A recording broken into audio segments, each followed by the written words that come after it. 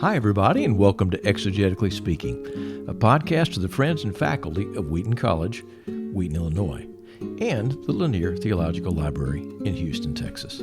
My name is David Capes, and I am the Senior Research Fellow at the Lanier Theological Library and a former dean up there in Wheaton at the School of Biblical and Theological Studies. Our purpose in these podcasts is really very simple. We want to promote the study of biblical languages, Greek, Hebrew, Aramaic, so we can read the Bible more faithfully, study it more fully, and not just read it, but to live it. Joining me today on Exegetically Speaking, Dr. Matthew Bates, who has a Ph.D. from the University of Notre Dame. He's Associate Professor of Theology at Quincy University in Quincy, Illinois. Dr. Bates, thank you for joining us. David, thank you. Hey, how did you get started reading Greek? What happened? Well, I'm self-taught. Really? Originally, yeah, I was an electrical engineer working in Spokane, Washington. And I picked up a book when I was a senior that was Gordon Fee and Douglas Stewart's How to Read the Bible for All It's Worth. I remember that book. Yeah. I was kind of getting a little more serious about just my own Christian faith and wanting to kind of like think more about the Bible. So in reading that, it kind of opened my eyes. Like I had no idea how to interpret the Bible, and they had a lot of commentary recommendations in there. And so I'm like, I'm going to buy some of these commentaries. So I bought Gordon Fee's commentary, which I think is just out, and Douglas Moo's commentary. And we're talking about these commentaries in the New International Commentary of the New Testament series. And so I started reading those commentaries. This is what I was doing. I'd come home from work and I was bored at my job. So I'd come home and I'd read these commentaries. And then I started realizing I need to know Greek. I can't understand these commentaries fully, at least, without reading some Greek. So I sent off, and this was still back in the cassette day, and I got Bill Mounce's Basics of Biblical Greek. I think it had just come out also, or was relatively new, and sent off and got some cassettes from him so I could learn the pronunciation, and bought his book and workbook, and I just started working through it. And worked through the whole his whole textbook, worked through all the workbook. And then I got Wallace's book and started working on that. And then I went to seminary and got actual, proper training too. Formal training, Yeah, I kind of rounded that out a little bit, but. But you were probably way down the road compared to everybody else if you had done I was. that. It's true. I got to skip all of first year Greek. Yeah, I went straight into second year, and I was ahead then too. Yeah. And you use it regularly in your research, right? And in your maybe preaching or teaching? Yep. Yeah. Today we're going to talk about Romans chapter 1, verses 3 and 4, which is a terrific passage. Some people wonder whether it's a preformed tradition or something or other, or exalted prose, I think, is Gordon Fee's language. So tell us a little bit about why you think this passage is so significant. Yeah, well, it's obviously right at the opening of Paul's most famous letter, but Paul in Romans chapter 2 begins to talk about the gospel, and he says, actually in Romans 1, he says that he was set apart for the gospel of God. Yeah. Then he qualifies it and says, this is the gospel which God promised in advance through his prophets and the Holy Scriptures. And so we realize, actually, as we're reading along in the Greek, that verses 3 and 4 are actually the gospel.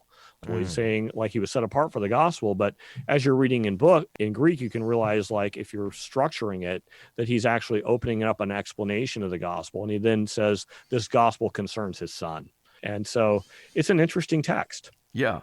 So it says in verse 2 that this gospel has been, in a sense, spoken ahead of time through the prophets, through the Holy Scriptures, right?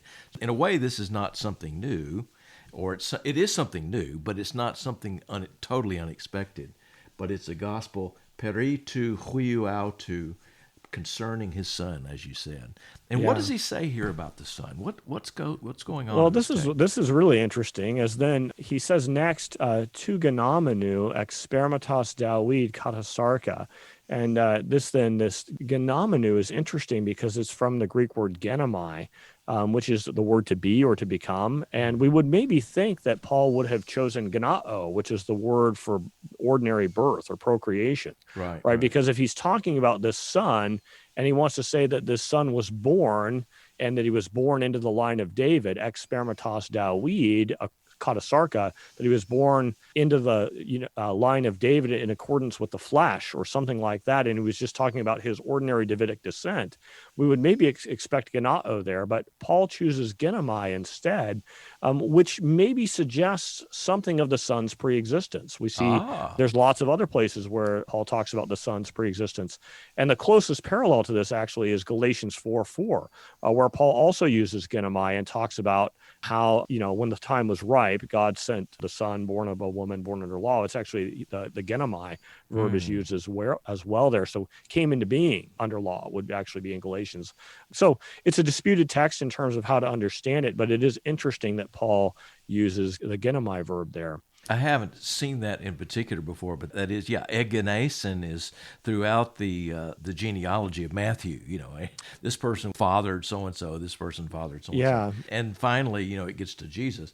But here, it's genomai instead of Actually, I wrote a scholarly article on this at one point. I did a comparison with how frequent, we find genomai versus genao in various contexts and genealogies. And I think it's clearly significant that Paul chooses genomai here. I think it's not haphazard. And it's not an unusual thing because, as you said, Philippians 2 comes to mind. Yep, Colossians that's exactly 1. right. I've made the case that Romans 10 is one of those places where you may have an idea of incarnation or coming into being, that kind Absolutely. of thing as well. So what about that second part, verse 4, the one who has been fixed, oristhenitos, the one who's been designated or set to be the Son of God in power? Yeah, so to horisthenitos huiou theou en duname, kata pneuma hagiasunes ex Anastasios nekron. So who was appointed is usually how this is understood. Appointed, okay, yeah. Yeah, and it's interesting because when we're looking at the Greek here, we see the huiou theou en duname. So this is probably Son of God in power. And there's a good scholarly case that can be made that the enduname there is not designed to qualify the tu horisthenitos directly, but instead qualifies the huiou theou. So we're talking about the Son of God in power here, and that's a sort of a quasi-title for the Son.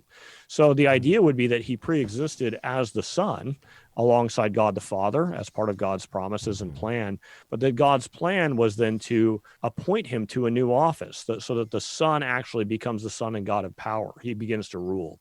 And this is significant actually for understanding the gospel because God needs a human king to rule over his creation. So whenever the pre-existent Son is ruling with the Father, he's not a human ruling.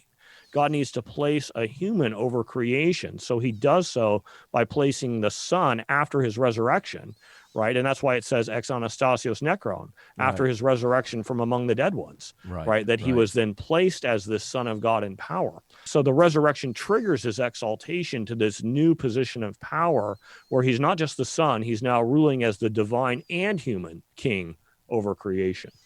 So as the gospel goes, or as Jesus goes as the king, so goes the gospel in a way. Yes. And this is a gospel that the prophets understood to some degree, and they saw it and they talked about it, but it's only fully understood in light of the one who's come according to the seed of David and according to the Spirit of holiness. Hey, great conversation. Thanks for joining us today, Dr. Matt Bates. Thank you, David. Thanks to Silvio Vasquez, Rebecca Larson, and Krista Sanchez for helping us to produce this podcast. Thanks as well to Phil Keggy for our music. If you want to study biblical languages, the best place you could do that is Wheaton College. They have an amazing program, one of the best I've ever seen, whether you want to be a graduate or an undergraduate student. So go to the website, www.wheaton.edu, and look for modern and classical languages. Get started today. If you have questions or comments about this podcast, we'd love to hear from you. Contact us at exegetically.speaking@wheaton.edu. That's exegetically.speaking@wheaton.edu. Thanks for listening.